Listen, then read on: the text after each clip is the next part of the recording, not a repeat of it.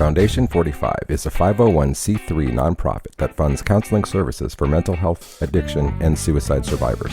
In addition to providing services, it works to break the stigma surrounding these topics. Foundation 45 recognizes that musicians, artists, and creative types are often at a higher risk for issues with mental health and addiction. The organization's goal is to serve the Dallas-Fort Worth creative community by providing free, top-tier mental health and recovery services. You can learn more about Foundation 45 at foundation45.org. Foundation 45. Live fast, die old.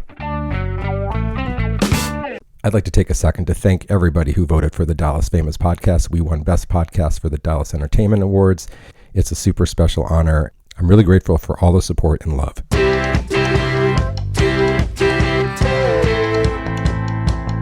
I'm Andrew Sherman.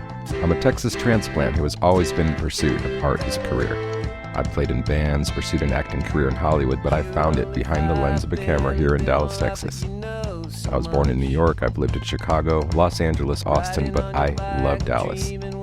There's a magical artistic scene in Dallas that mostly goes unnoticed to the outside world. This podcast is focused on what makes it so special and the people who make it thrive artistically. If you don't live here, and even if you do, you might not have heard of them. This is the Dallas Famous Podcast. So who you gonna be? Who you gonna be when you're all grown up? Who you gonna be? Who you gonna be when you're all for us? Yeah. This week on the Dallas Famous Podcast, it's composer and musician Chris J Norwood. Norwood has been a Dallas staple for a while. Besides playing in bands like Texicana and his own solo projects, Norwood is a composer at Fresh Squeeze Music, where he has been writing music of all genres for commercials, TV, film, and whatever comes up. Norwood also hosts a fantastic podcast called The Strangest Gig, which is definitely worth binging. Norwood's latest project, Chris Norwood and the Knockdown Drag-Out, is a big band departure from the moody singer-songwriter vibe of his previous releases. This was a great chat with Chris, and I know you'll dig it, so here he is, Chris J Norwood. Okay, hey, we are back with the Dallas Famous Podcast. I'm sitting in Chris J Norwood's personal home studio, which is cool. It's my second time here. Yeah. Tables are turned because I was a guest on The Strangest Gig, which is one of my favorite podcasts. Thank you for saying that. Yeah, well, I'm not just saying it. It is. I listen to them all.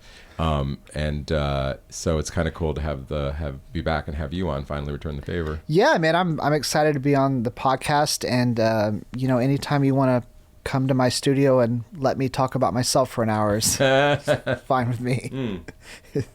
What's funny is I don't only interview artists, yeah. and so not everyone feels that way on the mic, and it's been interesting. I'm like, because I just expect everyone to be like, yeah, let's talk about me, but sometimes it's pulling teeth. Some people are a little reluctant. yeah. And also, I don't know if you have this problem or if it's even something you consider, but I try to do kind of guy girl, split it up, and it just seems harder to get female guests to do it. So I have found that to be difficult as well. Okay. I've done about 20 episodes, and I think I've only, unfortunately, had 2 females on. Yeah. Which I'd love to remedy. Any female musicians out there that have a great Strange Gig story, please hit me up, because I'd love to have you on. Definitely. Yeah, and I should say that I reached out to you and invited myself on your and I'm podcast. so glad you did. Yours has been absolutely one of my favorites. Oh, cool. That was one of the wildest stories that I've had. Okay. It was so fun to hear. Yeah.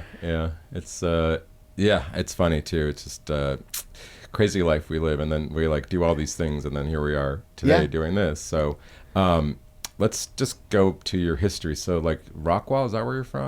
From Rockwall, yeah. Born down in Houston, but we moved pretty quickly up to Rockwall and grew up there kind of all through high school. Okay. Mm-hmm.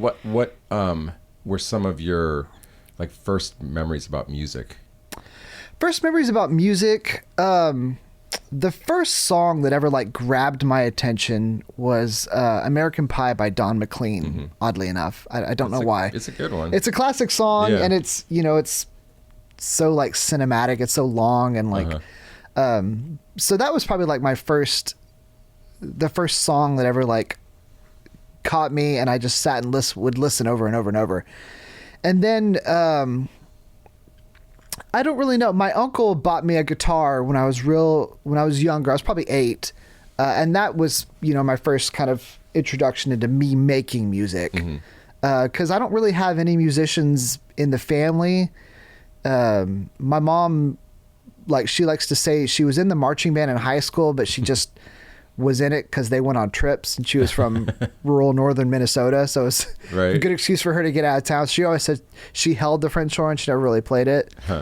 So music wasn't really around my family, but my uncle had started had wanted to learn to play guitar. And he was like, well, I'll get a guitar for Chris, and maybe we can kind of start together. And we did. He got me a guitar, and I started taking lessons, and he very quickly abandoned that, and I kept going. Sure. So you were like basically a guitar player from the beginning. A guitar player from the beginning. I did guitars from about the age of 8 or 10. I don't remember exactly. And then started playing trumpet in the band in middle school, like a lot of people. Sure.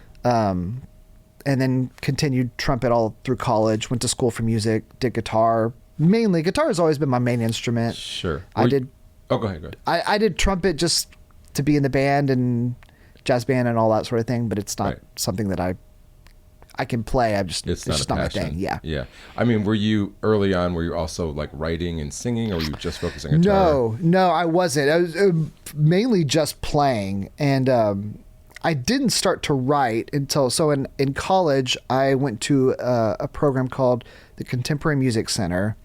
At the time, it was on Martha's Vineyard. It was a semester-long program. You went and lived there on the island, and it was basically like rock and roll school for a semester. It was amazing. They have cool. Studio there, so it had access to a full studio, 24 hours a day. They had rehearsal rooms, but so there we learned songwriting. Playing, arranging, all that stuff. And basically every week you would write a song, and then you'd put a band together and play the song. We'd put on concerts every week. Oh, wow. Cool. So that's where I really got into songwriting initially. So I kind of got into it a little late. But yeah, that was the first time I started really kind of diving into actual songwriting. I mean, so like at what point in this time frame were you like in your head like, this is like I'm going to do this? Like, is there a moment that you can remember that is just like, this is it, this is what I'm going to this isn't a hobby anymore?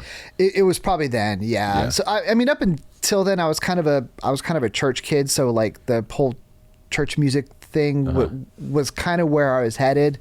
And then, after I went there, I was like, no, that's not for me. That's not my thing. And then just other life stuff, but that just wasn't for me. So I knew that music, like at a certain point in college, there was kind of no turning back. It's like, music is going to be, I'm either going to make a living doing music, or I'm not going to make a living, kind of thing. Right.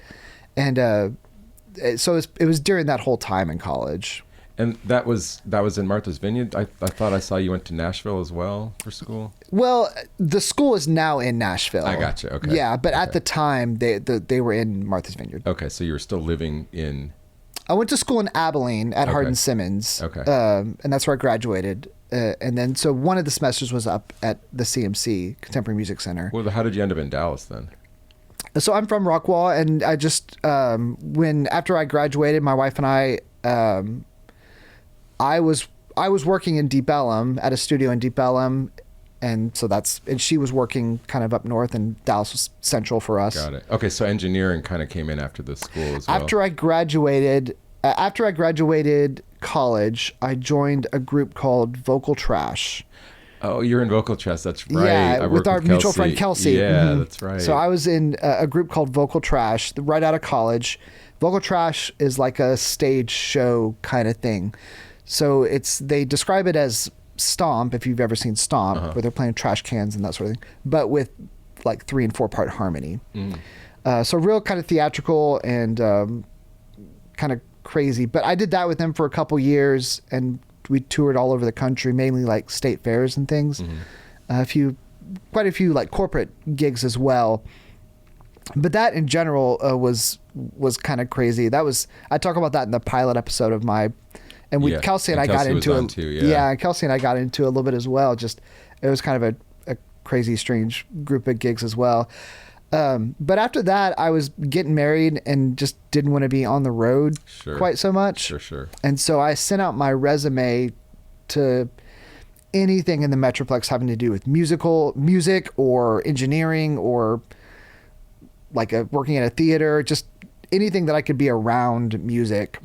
And I happened to get an email back from a guy named Brian Flores, who had a company at the time called The Listening Chair, and they do custom music for commercials, so they're in advertising. And I went on the interview and got the job as the studio manager initially in Deep Ellum. They eventually merged with another company, and the company was called Breed Music. And so that's what I did. I started out with them doing studio manager stuff, just kind of, studio upkeep and, data management and that sort of thing. And then kind of just worked my way into writing music for commercials and creative directing. So I did that with them I still work for Brian. So that's pretty cool. So like, I guess you really weren't in a genre like that you were focused on before that, because I feel like to be able to do that, you have to be a little bit more open to whatever to write. Yeah, because you're writing, a hip hop track one day, a classical orchestral track the next. Was that hard to get into that, like shifting around? Not really, not as much as I thought it would be. Yeah. I think the main thing I just learned how to do is just listen. So, is listen to, if we get a reference, I just try to really hone in on listening to the reference. Okay, what is it about this song that whoever gave me this reference digs, and then try to digest from there. But, having a wide variety of genre interests helps. Yeah. That's what I'm saying. Like, it seems like you didn't, like, like maybe we could stop for a second and get some of your influences, like musically. So influences musically currently, it would just with what I'm doing with my new band is guys like Otis Redding and, Sam Cooke and those kind of early 60s, 50s soul singers. Sure. And then also beyond that, in my bands before, it was very like Tom Petty, Bob Dylan, like Americana-ish, very Americana, songwriter. That sort of thing. But all growing up through high school, it was pretty heavily jazz influenced. Okay. Like I said, I did jazz band in high school and all that. That's where you'd be. Yeah. So it was a lot of early on. It was kind of the early jazz guys like Duke Ellington and Louis Armstrong and those cats. And then after that, it was when I got into the jazz band, it was more like big band jazz, and then like 70s big band jazz, like Maynard Ferguson and Bill Chase and those sorts of like 70s big band. I have to things. name drop. I did see one Miles Davis show. Oh, did you? Yeah, Where? It was Chicago. It was like the band show. Like every summer they would do like a blues fest or jazz fest. And one of my best friends, Harry Porterfield, it's JJ, but his dad was a newscaster. Yeah. Harry Porterfield. And so he was the MC. So we got to go and sit in the VIP box. And that's awesome. Like Miles Davis was like the closer. And yeah. When was this? Oh gosh, it had to be like 87, 88. That's awesome. Or 89, something like that. So that was like his, like, I think he was like trying to get back to more early bebop stuff. I suppose. I think. Honestly, I didn't really start absorbing his music till after that. Yeah. It was more like, oh, we know who this is. Honestly, it's like, I used to work at Second City, and Tim Meadows used to do a joke like about him. That's like, it was almost my only reference at that point, which is sad to say. But anyway, so that makes sense. You had a lot of jazz, and but none of your solo stuff reflects that really, right? The jazz. No. You already kind of moved out of that. Yeah, I had kind of moved out of that, and mainly because I'm just not a proficient enough player to do that. Though I wish I were, and have tried. Sure. Like, would you be doing standards or like composing for jazz, or if you were doing it? Probably just playing in like a big band, kind of thing. So, right. But because I did trumpet, and that was like my foray into jazz, I'm not a great trumpet player, and so I knew that. So when I started getting into guitar, that's what led me into the more guitar-based kind of thing. That makes a lot of sense, actually. And I've done some jazz guitar. I can, I'm proficient enough to where I can kind of fake my way through a lot of it and get a few gigs here and there. But in college, I did a lot of classical guitar. So I would do a lot of solo, like classical playing jazz standards. I did do that in college. Okay. So you're working at the doing the commercial songs, like how long was that going on for? I started that in 2009 and have been doing it ever since. Still doing it? Mm-hmm, yeah. Oh, cool. Okay. I mean, and then here's something I was wondering when you talked about this the first time I heard about it. Does this sometimes suck away from your creativity for your own kind of personal writing? Yeah, it does. 100%. I mean, because creativity is, it's like a gas tank. So once you use it up, you're kind of drained. Yeah. And, so there are definitely times where like you get to the end of the day and you're like, I don't want to hear music. I don't want to play music. I'm going to drive home and listen to talk radio. Yeah. So that definitely is a thing. And there is a downside to like using up your creative energy for somebody else's project. Mm-hmm. But at the same time, I'm still getting to be around music. I'm still getting to play music. It keeps the muscle moving in a sense. And then it's just up to me to manage that. Right. Whether I, set aside time, okay, I'm going to work for this, but I'm going to set aside an hour at the end of every day just for me and my writing and my music. Mm-hmm. So you just kind of have to manage it. Do you feel like it takes longer for you to like write an album because of that? Yeah. Yes and no. I mean, yes, just in the sense that it takes up time. Yeah. But I mean, life stuff does that just as well. Sure. Just having a family and kids and that Absolutely. Sort of thing. But yeah. From a creative aspect, no, it doesn't necessarily take away from it. Like I said, as long as I manage it, manage it well. Makes sense. And so at what point were you starting to do original like rock Americana bands? It's like away from the jazz and the classical stuff. So when I went to the CMC in college and started writing songs, they were, very kind of Americana, just kind of rock based. And then I remember really getting into bands like Old 97s and Wilco and Whiskey Town and kind of early alt country bands around that time. So that's kind of what got me into that more Americana singer-songwriter-y thing from there. And then so I put out my first EP like in 2015. And it was all like singer-songwriter kind of. And then I've put out, a handful more EPs and albums since then that have all been singer-songwriter. Gotcha. So you put those first two records out with State Fair Records? Yeah, the first two full-length albums. I did a couple EPs that I self-produced and self-released. And then the first two full-length albums, Long Shot and I'm Not Cool, were out on State Fair. Okay. And then I feel like I read somewhere that you felt like you wanted to do this one on your own. Yeah, it ended up that way. It sure ended up that way. State Fair was going through a lot. Trey Johnson had just passed away when I first started talking about this next album. And so I think they were just kind of, they had a lot going on with that, obviously. So, and then there was just a point where it just became clear to them and to me that it just wasn't going to work. Mm-hmm. They had emailed me and said, hey, I don't think we're going to be able to put this album out. Right. And I emailed them back and said, I think that's fine. Yeah. Because, I'm ready to move on this. I'm ready to move forward. And I think it just would have taken too long. Sure. If I had tried to stay with them. Yeah. Well, so it's all amicable. I love everybody over there. They're amazing people, and they put out great records. Yeah. That makes sense though. I mean, and it's sort of a departure sound anyway, right? It is a departure sound, and it's expensive. So so to ask a record label to spend a bunch of money on a sound that's different than your previous albums is a big ask. Yeah, and I knew that. Yeah, because they signed you for that sound. Yeah. Basically. Okay, so I guess we're skipping out of chronological order, but so Knockdown Drag-Out. Yeah.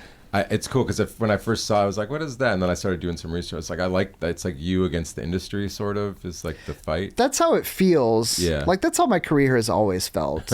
And maybe I'm, just making that up. I don't know. But I just, I've never been one of those guys that I feel like I have to work extra hard to get people to notice. Huh. Okay. For whatever, I mean, maybe it's lack of talent. Maybe I don't know what I don't know what it is. Who knows what it is, That's right? funny. Like there's any number of reasons why some people Sure. blow up and others don't. Absolutely, yeah. You know, you just try not to take it personally. I try to make my art and hopefully it connects with people, right? Yeah, so I that's how a lot of it, and a lot of that stemmed from, you know, I wanted to make a splash with this record because it does mean a lot to me. And yeah. Yeah, and it's like you're saying, it's like more of a orchestrated band than you've had. It's a bigger band. It's a 10-piece band. Wow. And then yeah, it's a 10-piece band, and it's big horn sections and. Are you writing parts out and stuff? I mean, I didn't do the horn arrangements. Okay. That was Preston Lewis who did all the saxophones, Cool. and he did an amazing job with the horn arrangements. He did the horn arrangements, and then there's one song that has some strings on it that my friend Nick Seeley did the string arrangements. But otherwise, this is like your music. Like, yeah, it's all my music. There's one Otis Redding cover, but the rest is all my music, Right. And it's all, you know, kind of like I said, Otis inspired. That Stax Memphis kind of soul sound is very inspired by that. But then also like more current bands like Nathaniel Rateliff and the Night Sweats or St. Paul and the Broken Bones. Those kind of, you know, vintage inspired type bands. I mean, it's not out yet. It's going to be out like right after we put this podcast out. Is it February 9th? That's right. When I was looking it up, I felt like I saw lots and lots and lots on it. So it seems like the word's out. Like yeah, you know, hopefully people are starting to notice, and you know, tickets are going fast for our release show, and I'm really proud of it. I've put a lot of time and energy into it. So yeah, hopefully it does well. Hopefully people get the word out. One of the things with this album is like I just got tired with like singer-songwriter. There's a seriousness to singer-songwriter Americana that. I just got tired with, and I wanted to make a record that was just fun and a record that people maybe could dance to and just have fun going to, right? Sure. Because you go to, you know, I don't know, you go to so many Americana shows and these guys are telling, you know, sad bastard songs about guys drinking whiskey too much and, you know, their woman left them, and it's all just sad music, and my life is generally very happy. Right. So I just wanted to make a record. Yeah, I found that because like when I used to be a songwriter, I only could write songs when I was in a bad place. Like if I was in a good relationship, I just didn't write. It was really weird. So I think I think it's harder to capture happiness in a song, at least lyrically, but also like the vibe, you know? Sure, it sure can be. And I think a lot of that comes from the happiness comes just from the groove of the music. And that was really important to me, to have a killer band that can just groove and have fun music. Sure. And then not that the lyrics don't matter, because they do, but it all goes to... The lyrics are there to serve the song as opposed to the song serving the lyrics, if that makes sense. That kind of feels like a flip from the singer-songwriter. Absolutely, That's yeah. cool. And then this is just designed to be played live, I guess? Yes, yeah, that was the whole design. It's got to... I mean, you know, I wanted it to sound good on a record, but, you know, the whole point is to be able to hit people and make them want to get up and dance.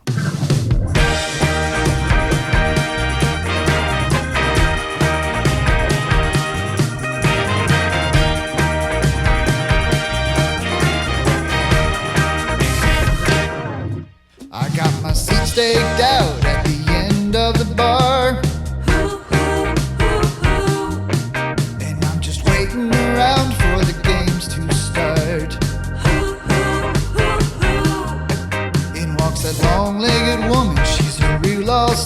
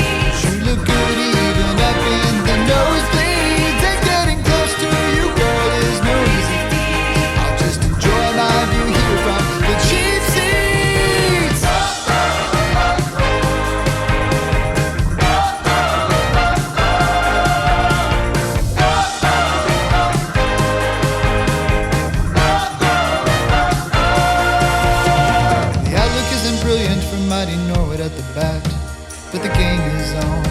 But the game is on. And the beer is cold. And the beer is cold.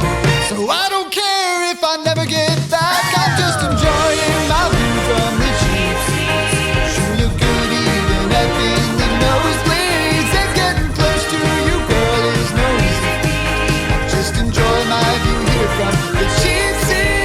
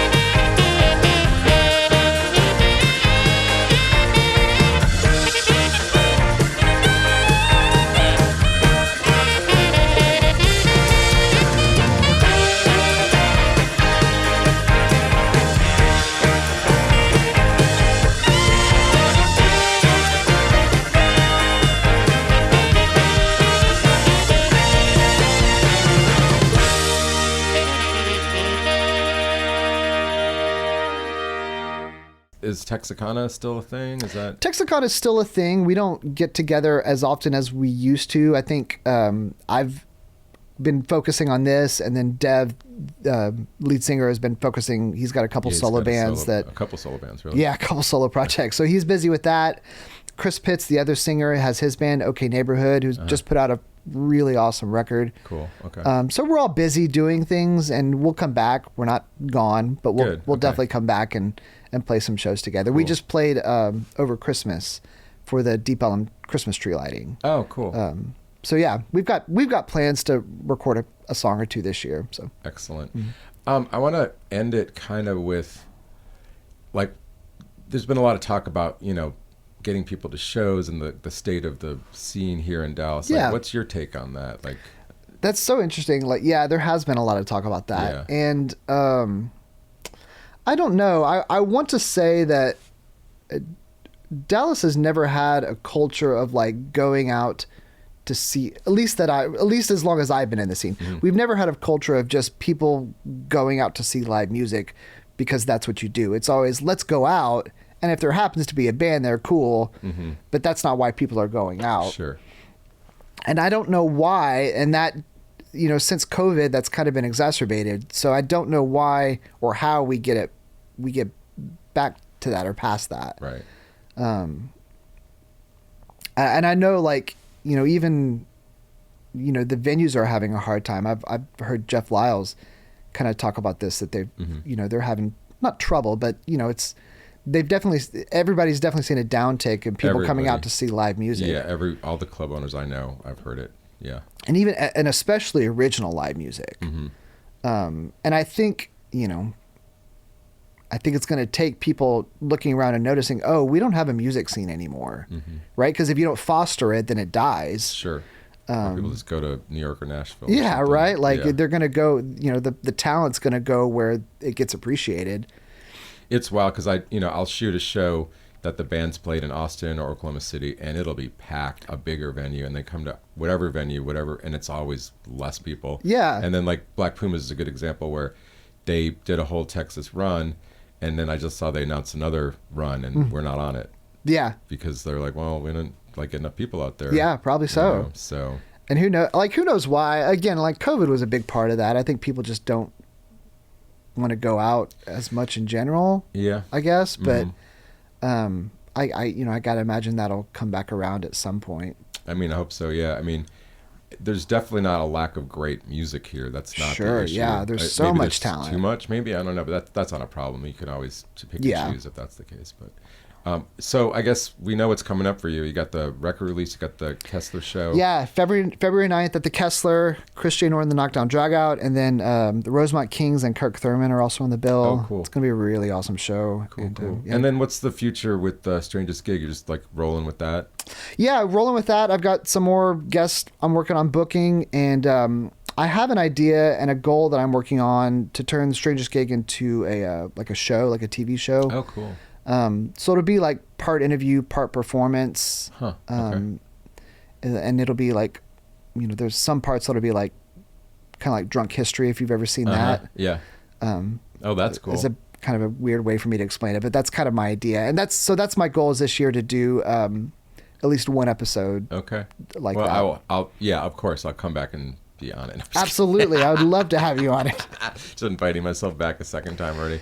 That's why you find that like I'll have people will get done with the interview and they're like, when we could do it again, and I'm like, I have like a list I'm trying to get through. I mean, it made me think today, like maybe I'll do where are they now guest thing. But I definitely have several guests that I'd love to have back on. Yeah.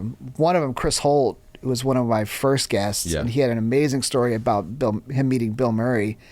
But since then, he's gone on to like play with Bob Dylan, and yeah, that's right. I saw he's that. playing with Mike Campbell, and so I definitely want to have him on Yeah. again. So. All And right. you as well.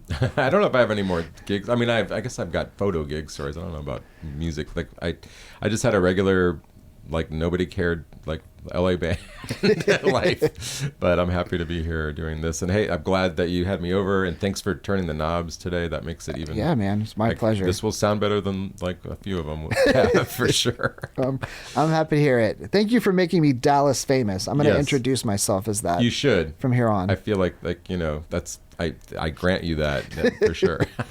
Anyway, thanks again, Chris. Yeah, thank you. I'd like to thank my guest, Chris J Norwood, for being on the show and engineering the show. That was his song Cheap Seats off his newest release, Chris Norwood and the Knockdown Drag-Out, which is now available everywhere, so check it out. Theme song Unstoppable by Celine Narala. Thank you for listening. Please like, subscribe, follow, all the good stuff, and share it with your friends. We'll see you next time.